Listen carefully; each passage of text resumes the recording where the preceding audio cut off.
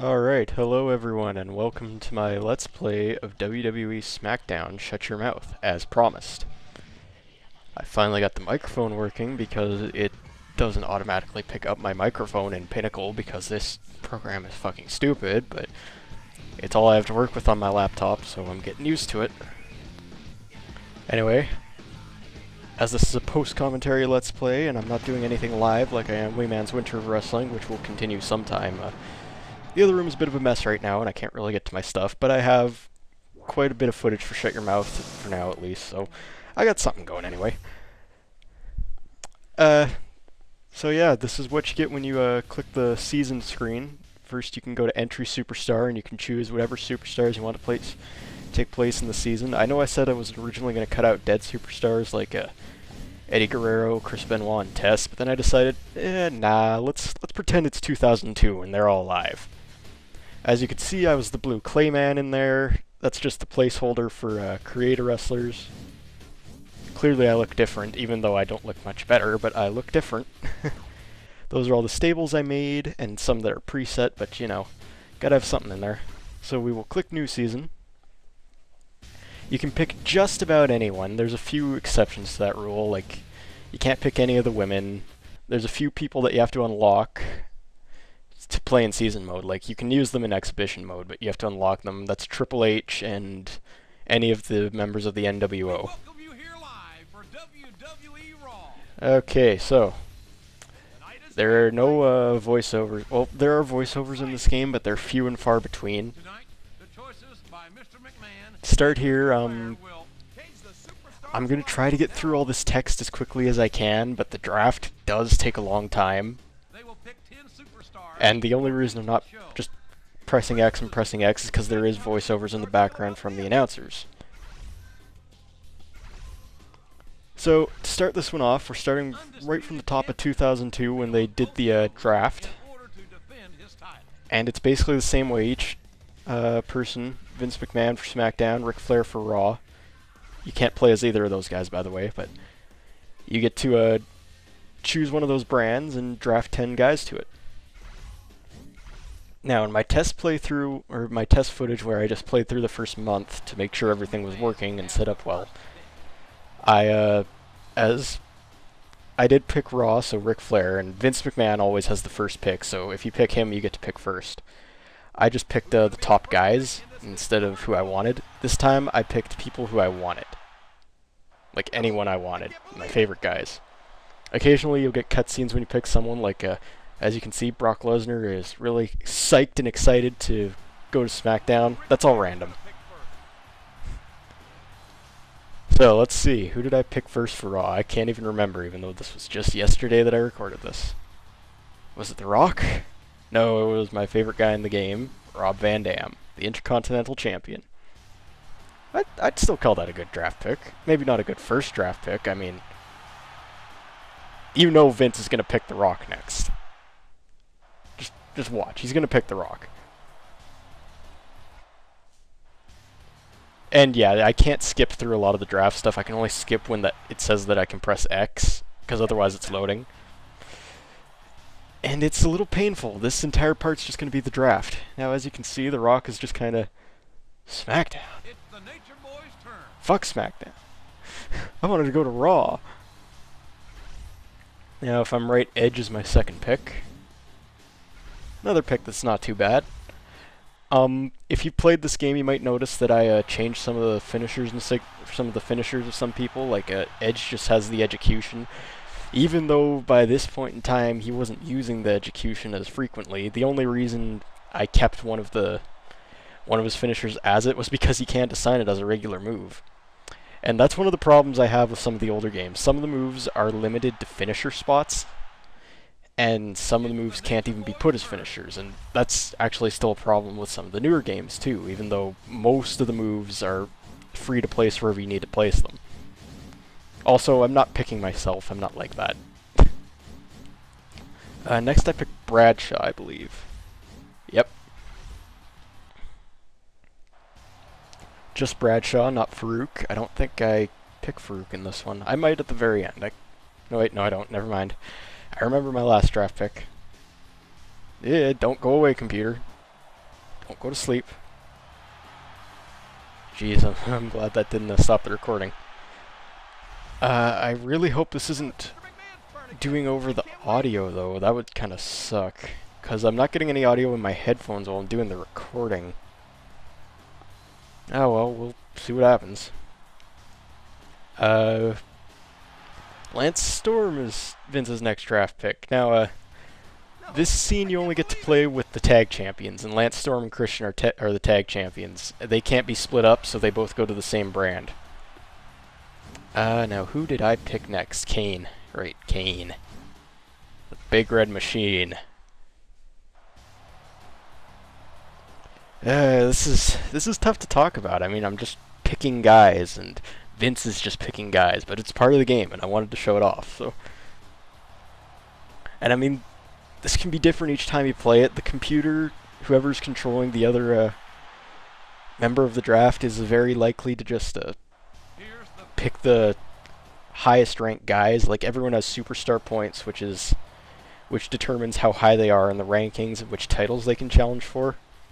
So guys like The Rock and The Undertaker and all those guys have really high rankings. But then you got guys like Shawn Stasiak and Raven who are pretty low. I believe you start a created person who starts with 50 superstar points. And that's the level of most of the women in the game, so take that as you will. Test next? Yes, test. And depending on your superstar points, you might not... I think it's below 60 or 65 that you will not start on a Raw or Smackdown, but you'll start on the B show, or, well, C show, whatever it would be at this point, Heat. Which was back in the day, back when it was still on. It's not anymore. I think the last episode of Heat aired in like 2009 or 2007, I can't remember. Heat ended in the period of time when I wasn't watching wrestling all that much, which was the late 2000s.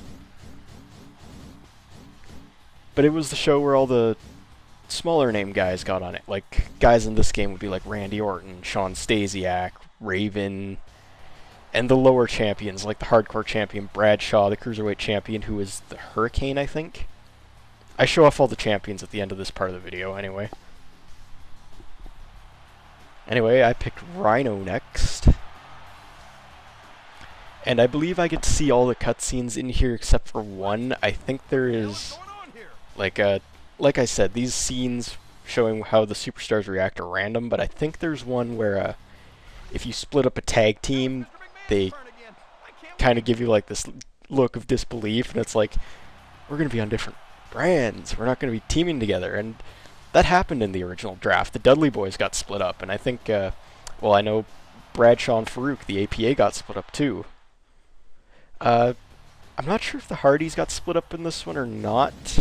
That might have been later that they got split up, but my next two picks are Jeff and Matt anyway, so they're not going anywhere. Although, whenever I pick one tag team member, I am fully expecting the other guy to pick the next one.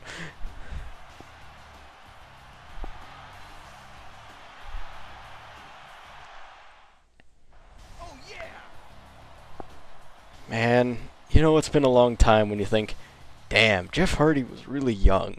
But then this game, oh god, it's 2014 now. This game came out, we'll call it 11 years now. This game came out in 2002, so probably late 2002.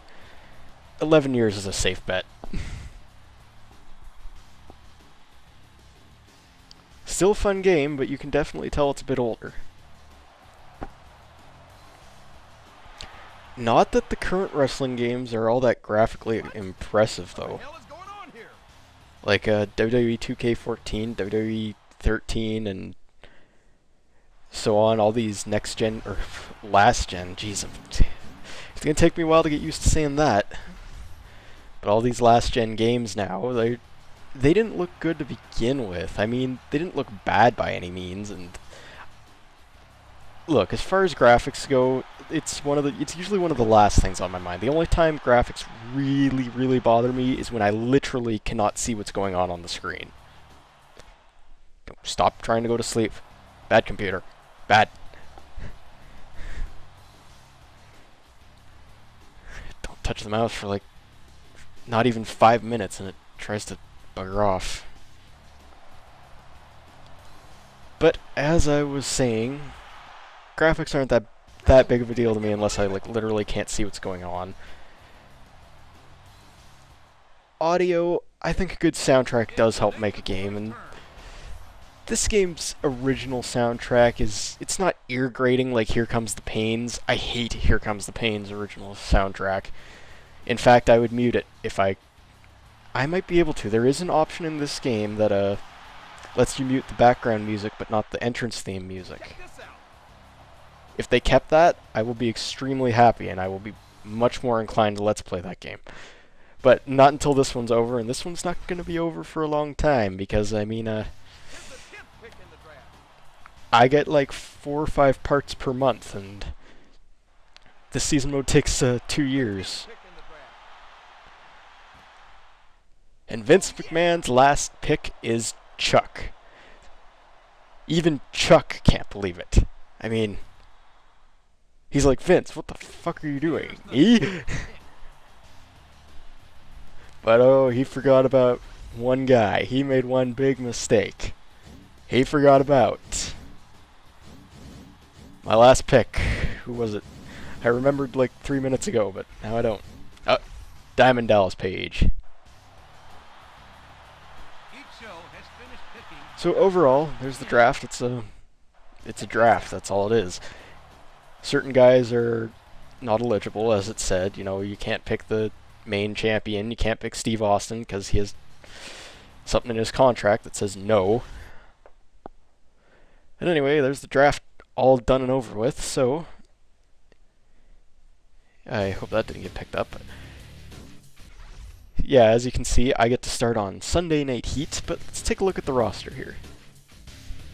Clearly I'm on Smackdown because that's the one it defaulted to, even though I picked for Raw. And I'm the lowest guy on here. I didn't show the women because the women aren't really too big of a deal, but we have Raw here too. We can see all the stables that are available. We got the Un-Americans, the Dudleys, the Hardys, Al Snow and Maven, the APA got to stick together, but a lot of these other teams aren't even there, and I mean some of those guys aren't even active yet, like the NWO. But we have our champions. We got The Undertaker, RVD, the Un-Americans, William Regal. I was right, the Hurricane, even though I think that's the light heavyweight championship, not the cruiserweight championship. I could be wrong. I haven't seen either belt in a long time.